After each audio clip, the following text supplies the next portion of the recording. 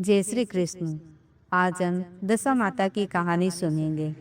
एक समय राजा नल और दमयंती रानी सुखपूर्वक राज्य करते थे। उनके दो पुत्र थे। उनके राज्य में प्रजा सुखी और संपन्न थी। एक दिन की बात है कि उस दिन होली दशा थी। एक ब्राह्मणी राजमहल में आई और रानी से कहा, दशा का डोरा ले लो। बीच में दासी बोली, हाँ रानी साहिबा, आज के दिन सभी सुहागिन महिलाएं दशा माता की पूजन और व्रत करती हैं तथा इस डोरे की पूजा करके गले में बांधती हैं, जिससे अपने घर में सुख समृद्धि आती है। अतः रानी ने ब्राह्मणी से डोरा ले लिया और विधि अनुसार पूजन करके गले में बांध दिया। कुछ दिनों के बाद राजा नल ने दमयंती के गले में डोरा बंधा हुआ देखा। राजा ने पूछा, इतने सोने के गहने पहनने के बाद भी आपने ये डोरा क्यों पहना? रानी कुछ कहती, इससे पहले ही राजा ने डोरे को तोड़कर जमीन पर फेंक दिया। रानी ने उस डोरे को जमीन से उठा लिया और राजा से कहा, यह तो दशा माता का डोरा था। आपने उनका अपमान करके अच्छा नहीं किया। जब रात्रि में राजा सो रहे थे, तब दशा माता सपने में बुढ़िया के रूप में आई और राजा से कहा, हे राजा, तेरी अच्छी दशा जा रही है और बुरी दशा आ रही है। तूने मेरा अपमान करने अच्छा नहीं किया।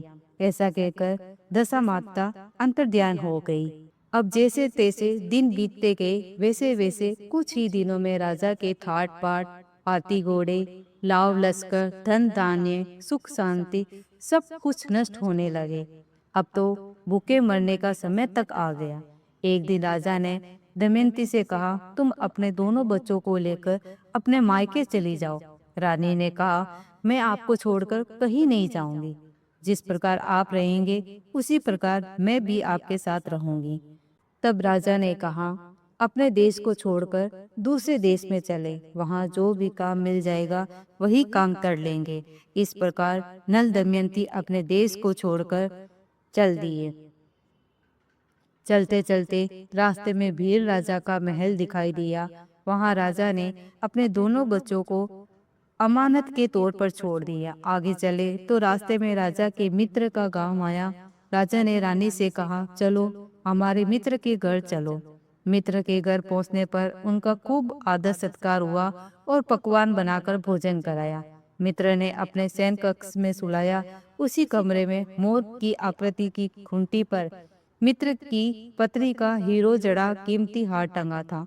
मध्य रात्रि में रानी की नींद खुली तो उन्होंने देखा कि वह बेजान खूंटी हार को निगल रही है। ये देखकर रानी ने तुरंत राजा को जगाकर दिखाया और दोनों ने विचार किया कि सुबह होने पर मित्र के पूछने पर क्या जवाब देंगे। अतः यहाँ से इसी समय चले जाना चाहिए। राजा रानी दोनों रात्रि को ही वहां से निकल दिए।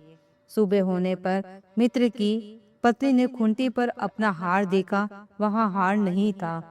तब उसने अपने पति से कहा, तुम्हारे मित्र कैसे हैं जो मेरा हार चुराकर रात्रि में ही भाग गए हैं? मित्र ने अपनी पत्नी को समझाया कि मेरा मित्र कदापि ऐसा नहीं कर सकता। धीरज रखो, कृपया उसे चोर मत कहो। आगे चलने पर राजा नल की बहन का गांव आया। राजा ने बहन के घर खबर पहुंचवा दी कि तुम्हारे भाई भौजाई आए हुए हैं। खबर देने वाले से बहन ने पूछा, उनके हाल चाल कैसे हैं? वह बोला, दोनों अकेले हैं, पैदल ही आए हैं तथा वे दुखी हाल में हैं। इतना बात सुनकर बहन थाली में कांदा रोटी रखकर भैया भाभी से मिलने आई। राजा ने तो अपने हिस्से का खा लिया, परंतु रानी ने जमीन में ही गाड़ दिया। चलते चलते एक नदी मिली। राजा ने नदी में से मछलियां निकालकर रानी से कहा, तुम इन मछलियों को भूंजो, मैं गांव में से परोसा लेकर आता हूँ।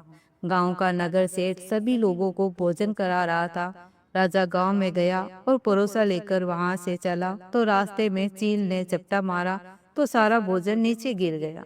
राजा ने सोचा कि रानी विचार करेगी कि राजा तो भोजन करके आ गया और मेरे लिए कुछ भी नहीं लाया। उधर रानी मछलियां भूनने लगी तो दुर्भाग्य से सभी मछलियां जीवित होकर नदी में चली गईं। रानी उदास होकर सोचने लगी कि राजा पूछेंगे और सोचेंगे कि सारी मछलियां खुद ही खा गए। जब राजा आए तो मन ही मन समझ रहे और वहां से आगे चल दिए। चलते चलते रानी के मायके का गांव आया। राजा ने कहा, तुम अपने मायके चली जाओ, वहां दासी का कोई भी काम कर लेना, मैं इसी गांव में वहीं नौकर हो जाऊंगा। इस प्रकार रानी महल में दासी का काम करने लगी और राजा तेली के गाने का काम करने लगे। दोनों को काम करते बहुत दिन हो गए। जब होली दशा का दिन आया तब सभी रानियों ने सिर धोकर स्नान किया। दासी ने भी स्नान किया। दासी ने रानियों का सिर गूंथा तो राजमाता ने कहा, मैं भी तेरा सिर गूंथ दूं। ऐसा कहकर राजमाता जब दासी का सिर गूंथ रही थी तब उन्होंने दासी के सिर में पद्म देखा। ये देखकर राजमाता की आंखें भर आई और उनकी आंखों से आंसू की बूंदें गिरी। आंसू जब दासी की पीठ पर गिरे तो दासी ने पूछा, आप क्यों रो रही हो? राजमाता ने कहा, तेरे जैसी मेरी भी बेटी है, जिसके सिर में भी पद्म था और तेरे सिर में भी पद्म है। ये देखकर मुझे उसकी याद आ गई।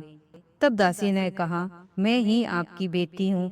दशा माता के कोप से मेरे बुरे दिन चल रहे हैं, इसलिए यहाँ चली आई।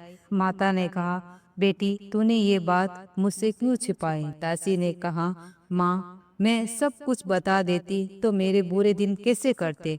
आज मैं दशा माता का व्रत करूंगी तथा उनसे गलती की क्षमा याचना करूंगी। अब तो राजमाता ने बेटी से पूछा, हमारे जवाई राजा कहाँ हैं? बेटी बोली, वे इसी गांव में किसी तेली के घर काम कर रहे हैं। अब गांव में उनकी खोज कराई गई और उन्हें मेल लेकर आए।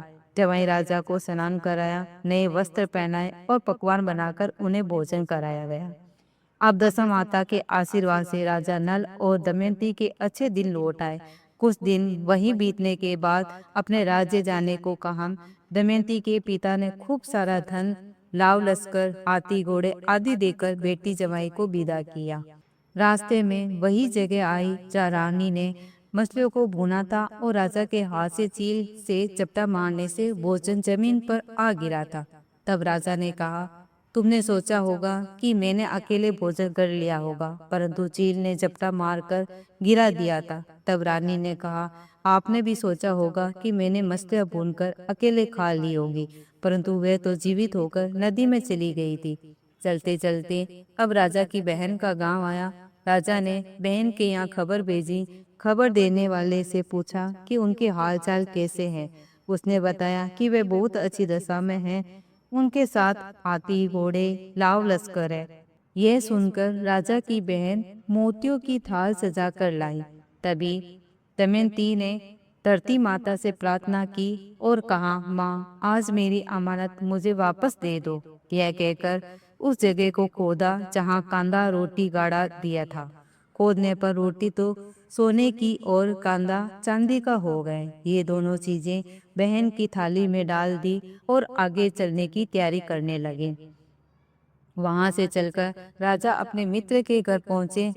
मित्र ने उनका पहले के समान ही खूब आदर सत्कार और सम्मान किया। रात्रि विश्राम के लिए उन्हें उसी शयन कक्ष में सुलाया। मोरनी वाली कुट्टी के हार निगल जाने वाली बात से नींद नहीं आई। आधी रात के समय वही मोरनी वाली कुंडी हार उगलने लगी तो राजा ने अपने मित्र को जगाया तथा रानी ने मित्र की पत्नी को जगाकर दिखाया। आपका हार तो इसने निकल लिया था। आपने सोचा होगा कि हार हमने चुराया है। दूसरे दिन प्रातःकाल नित्य क्रम से निपट कर वहां से चल दिए। वे भील राजा के यहाँ पहुँचे और अपने पुत्रों को मांगा तो भील राजा ने देने से मना कर दिया। गांव के लोगों ने उन बच्चों को वापस दिलाया।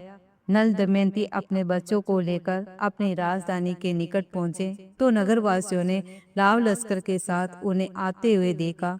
सभी ने बहुत प्रसन्न होकर उनका स्वागत किया तथा काजे बाजे के साथ उन्हें महल पहुंचाया। राजा का पहले जैसा ठाट बाट हो गया।